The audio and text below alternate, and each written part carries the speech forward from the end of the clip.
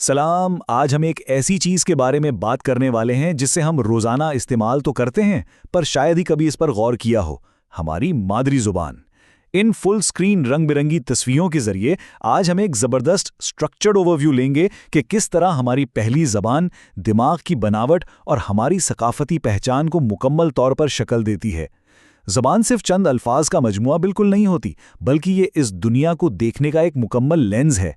तो चलिए शुरू करते हैं। तो चलिए इसमें गहराई तक जाते हैं। जहन में अक्सर ये सवाल आता है कि क्या वाकई एक ज़बान सीखने से दूसरी ज़बान सीखना आसान हो जाता है?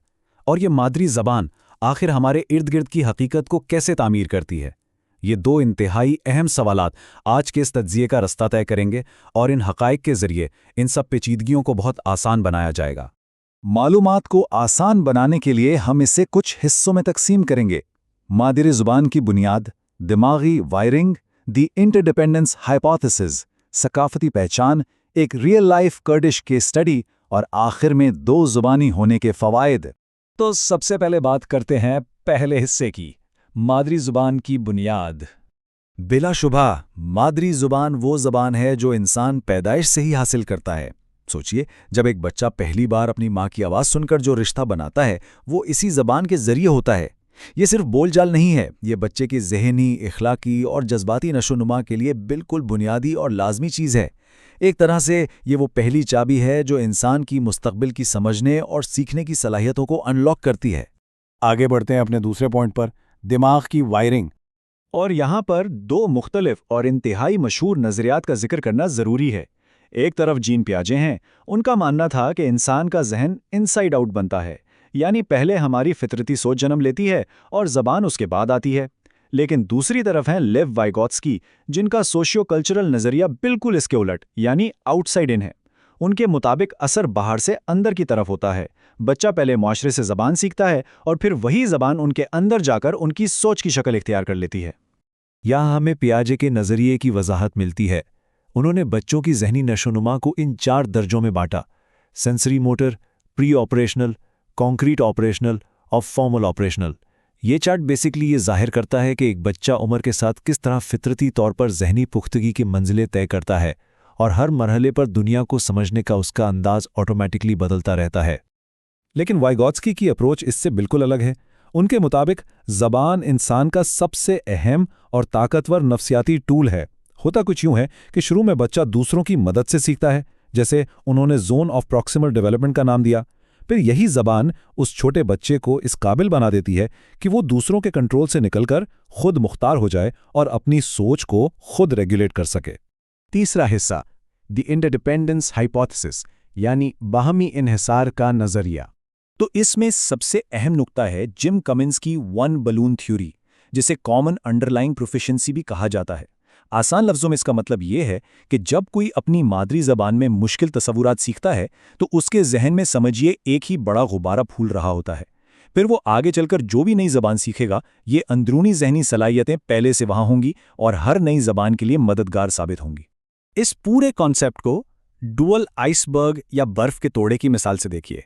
पानी की सतह के ऊपर तो फ्रेंच और स्पेनिश बिल्कुल मुख्तलिफ दिखाई देती हैं, उनकी ग्रामर अलग है, आवाज़ें अलग हैं, लेकिन पानी के नीचे उनकी गहरी ज़हनी और तालीमी सलाहियतें, जिन्हें माहिरीन कैल्प कहते हैं, वो आपस में पूरी तरह जुड़ी हुई हैं और ये बाआसानी एक ज़बान से दूसरे ज़बान में ट्रांसफ़र हो सकती हैं। अब बात करते हैं चौथे हिस्से की, ज़बान बतौर सकाफती पहचान। द सापीर-वॉर्फ हाइपोथेसिस का ये बहुत ही गहरा हवाला ज़रा गौर से सुनिए। ये बताता है कि ज़ुबान में वाकई ताकत है और ये कंट्रोल करती है कि इंसान इस दुनिया को किस नज़रिए से देखता है। असल में इंसान की हकीकत और सोच का पूरा ढांचा उसकी मादरी ज़ुबान के साथ गहराई से बंधा हुआ होता है। अगर ज़ुबान बदलती है तो दुनिया को सोचने और देखने का ज़ाविया भी बदल जाता है। इन्हीं बातों को मज़ीद वाज़े करने के लिए ये सोर्स देखिए, जो international journal of pedagogy, innovation and new technologies में शाये हुई। ये एकेडमिक तहकीक इस बात का मॉडर्न सबूत फराहम करती है कि आज के दौर में ज़बान और सकाफत का आपस में कितना मजबूत और अटूट रिश्ता है। अब इन्हीं बातों को एक रियल वर्ल्ड सिनेरियो में देखते हैं अपने 5वें हिस्से में, the Kurdish case study. Data के मुताबिक बैकग्राउंड कुछ यूं है कि पड़ोसी ममालिक जैसे टर्की में तकरीबन 2 करोड़ और ईरान में 8 लाख कर्ड्स आबाद हैं। तहकीक से ये बात वाज़ेह होती है कि इन खित्तों में मादरी ज़ुबान यानी कुर्दी में तालीम तक रसाई ना होने की वजह से इन लोगों की सकाफती और तारीखी पहचान को काफ़ी दुश्वारियों का सामना रहा है। ये फैक्ट्स बिल्कुल न्यूट्रलाइज करके बताते हैं कि मादरी ज़बान का खोना दरअसल कितना बड़ा चैलेंज बन सकता है। इस बात को बारीकी से समझने के लिए रिसर्चर्स ने इरबिल के प्राइमरी स्कूल्स में 252 बच्चों का मुतालिया किया। देखना यह था कि अगर बच्चों को उनकी मादरी ज़बान कुर्दी के बजाय इंग्लिश मीडियम में तालीम दी जाए तो इससे उनकी सकाफती पसंद पर आखिर क्या असर पड़ता है, और इसके जो नतीजे आए वो इंतहाई हैरानकुन थे। अब इस स्लाइड में जो सबसे दिलचस्प बात है वो ये है कि तालीम की ज़बान ने बच्चों के खाने पीने की पसंद तक को बदल दिया। जिन बच्चों ने इंग्लिश मीडियम में तालीम हासिल की उनमें से 86% ने मुकामी खानों की बजाय फास्ट फूड को पसंद किया, जबकि इसके बरक्स कुर्दी मीडियम वाले बच्चों में ये तादाद सिर्फ 34% थी। ज़बान बदलने से बच्चों का सकाफती जायका भी पूरी तरह बदल गया। बिल्कुल इसी तरह का ट्रेंड मीडिया के इस्तेमाल पर भी देखा गया।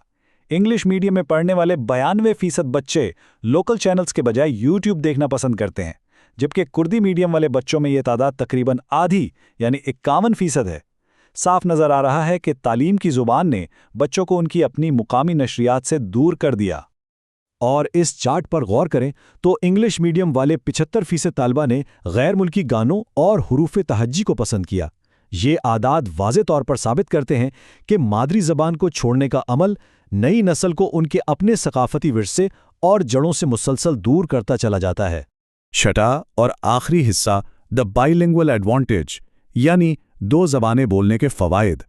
चलिए देखते हैं कि ये सब आगे कैसे जुड़ता है। यहाँ 2 टर्म समझनी बहुत ज़रूरी हैं। एक है एडिटिव बाइलिंगुअलिज्म, जिसमें पहली ज़बान को बरकरार रखते हुए दूसरी ज़बान सिखाई जाती है। ये दिमाग को बहुत फ़ायदा देती है। दूसरा है सब्ट्रैक्टिव बाइलिंगुअलिज्म, जिसमें पहली ज़बान को निकालकर उसकी जगह दूसरी ज़बान थोप दी जाती है। ये दूसरा तरीका ज़हनी सलाहियतों में कमी और अपनी ही सकाफत से दूरी का सबब बनता है।